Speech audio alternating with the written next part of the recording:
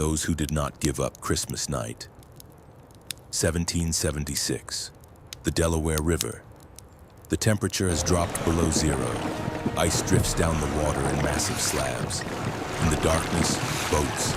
In the boats, people. Many of them without boots. Cloth instead of leather. Soaked. Frozen stiff. Their feet can no longer feel anything. Keep rowing, men! And at the bow of the first boat stands a man. He looks forward. Not down. Almost there, not at the ice. Forward. Toward the opposite shore where the enemy waits, not expecting an attack. Because no sane commander would strike on a night like this. His name is George Washington. He is not a legend from textbooks. Not a bronze founding father. He is a living man who has just made a decision that could destroy everything. Or save it. How did a handful of farmers dare to challenge the most powerful empire in the world? Why did Britain, which by all calculations should have won this war, lose it? And what happens when people have nothing left to lose except the idea itself? Today, about that. Part 1. 13 worlds that hated each other. Let's start with what the 13 colonies actually were on the eve of war. Not a nation, not even an alliance. 13 different territories with different laws, different religions, different economies, and long-standing mutual resentment. The Puritans of Massachusetts saw the planters of Virginia as decadent aristocrats. Virginians saw Boston merchants as greedy shopkeepers. New York traded with Britain even when others were already talking about resistance. The Continental Congress looked more like a club of people who couldn't agree on who should pay for gunpowder. And now imagine Britain, nearly 50,000 professional soldiers, more than 270 warships, the strongest navy on the planet, officers hardened by the 7 Years' War from India to Europe, a financial system capable of sustaining an army for years. Against this backdrop, the Continental Army was chaos, farmers, blacksmiths, hunters, people bringing their own rifles to war. Some had no boots, some had no gunpowder. Many served only a few months before simply going home. But there was one thing that ultimately united these 13 different worlds. Not love of freedom, at least not at first. Money. After the 7 Years' War, the British Empire was left with double debt and vast new territories to maintain. Someone had to pay. London decided. The colonies, the Stamp Act, the Sugar Act, the Townshend duties, each one a blow to the wallet. But the colonists clung not to the amount but to the principle. The British Parliament had no right to tax people who had no representation in it. No taxation without representation. London did not hear, or did not want to hear. The Boston Massacre of 1770, 5 dead in the streets. The Boston Tea Party of 1773, 340 chests of tea at the bottom of the harbor. The intolerable acts in response, the port closed, self-government revoked. And here the 13 colonies that hated each other did something impossible. They began to speak with one voice.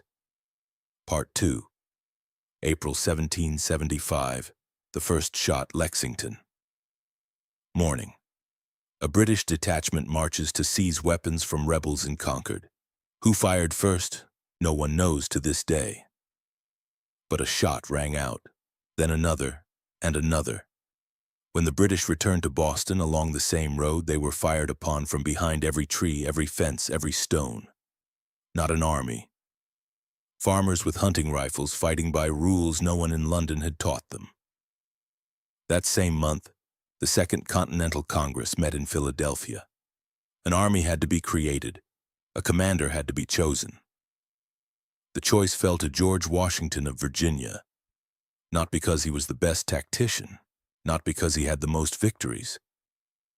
He was not a romantic and already knew what defeat sounded like. During the 7 Years' War, he had seen British discipline crush colonial troops.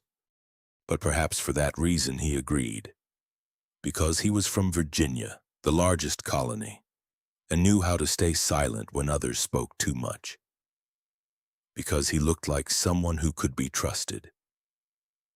Washington looked at his army and understood one thing. It could not defeat Britain in open war. But perhaps it did not need to. On July 4th, 1776, Congress signed the Declaration of Independence. Thomas Jefferson's words, "All men are created equal, endowed with unalienable rights, life, liberty, and the pursuit of happiness." Beautiful, uplifting. And now Britain was officially fighting not rebels but rights, but a declared nation.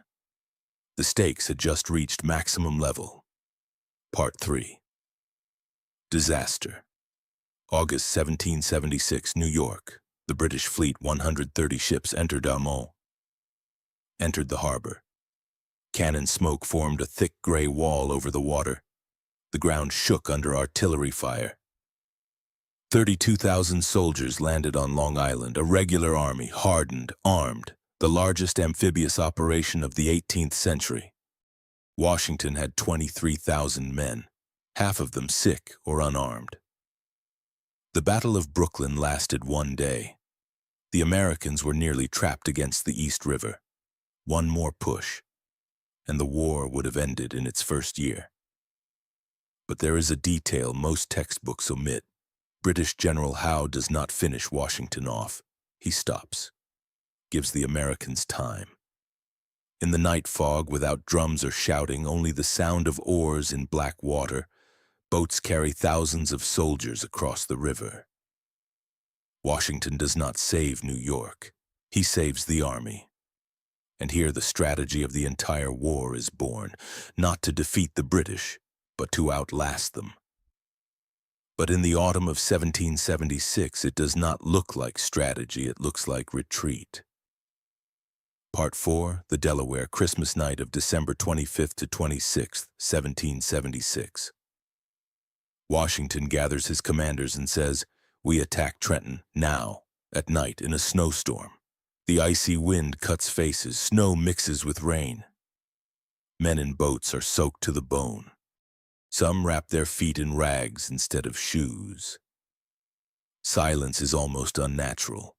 Only the crack of ice against wooden hulls is heard. The Hessian garrison in Trenton, German soldiers hired by Britain, were celebrating Christmas. They expected no one. No sane commander attacks on a night like this. The attack lasted less than an hour. The Hessians were caught completely off guard, about 1,000 prisoners. American losses, 2 men frozen on the march, no combat deaths. Militarily, a small victory. Psychologically, an explosion. People began to believe again that the British could be beaten. Congress exhaled. Volunteers returned. But Washington does something easily missed behind the heroic images. He does not try to hold the territory. He retreats again, because for him, time is everything. Washington was not a genius of tactics. He was a genius of something else. He did not let the army believe it was already lost. Part 5, Saratoga. The turning point, October 1777. British General John Burgoyne advances south from Canada. A plan to split the colonies in two along the Hudson River. Geometrically perfect, on paper. But American war constantly breaks imperial logic. Roads turn to mud, forests slow artillery. Supply lines stretch for miles, farmers shoot at British patrols and disappear into the woods. Burgoyne becomes isolated. On October 17, 1777, he surrenders. 6,000 British soldiers lay down their arms. This was the first major British defeat. But Saratoga's real importance was not on the battlefield. France was watching closely. After losing Canada in the 7 Years' War, it was looking for revenge. But betting on a losing side was risky. Saratoga proved the Americans could win. In February 1778, France signed a military alliance with the United States, and suddenly a local rebellion became a global war. Part 6, Valley Forge.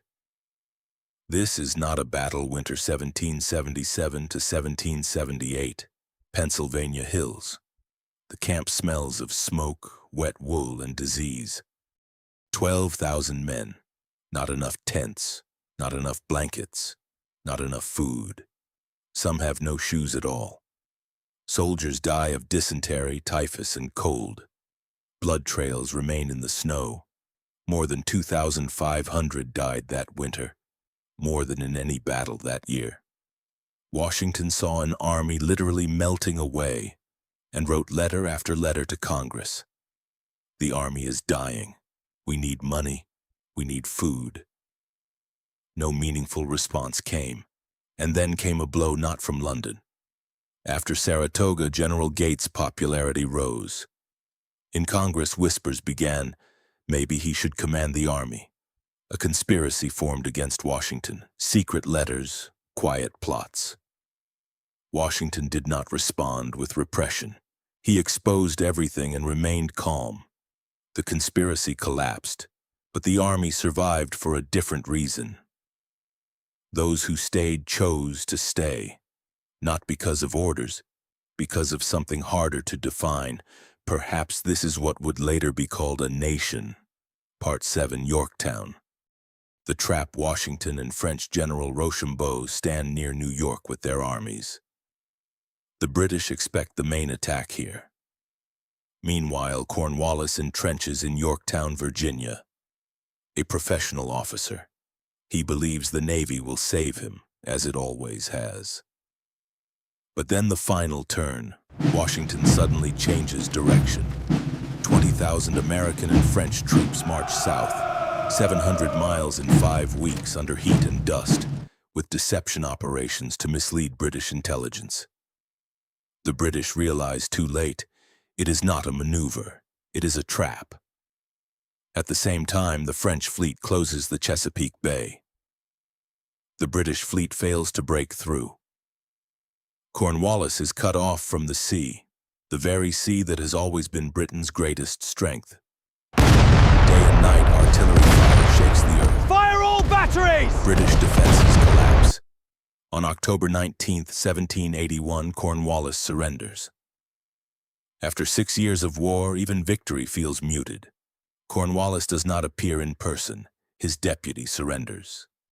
Washington receives the sword through his own representative, a quiet gesture of dignity. Conclusion. What really happened? Treaty of Paris. Britain recognizes the independence of the 13 colonies, recognizes borders to the Mississippi River, recognizes what had seemed impossible 7 years earlier. But the chain was never inevitable. If Howe had pursued Washington after Brooklyn, the war could have ended in 1776. If Britain had won Saratoga, France would not have entered. If the men at Valley Forge had gone home. Britain did not lose because it was weaker. It lost because it never fully understood the war it was fighting, and because it grew tired of paying the cost of a victory that kept slipping away. And Washington understood one thing earlier than everyone else. Sometimes victory is not taking a capital or winning every battle. Sometimes victory is simply surviving one more winter. Next time, how these same 13 colonies, having just won independence, nearly destroyed each other from within, and why the U.S. Constitution was not a triumph, but a last chance.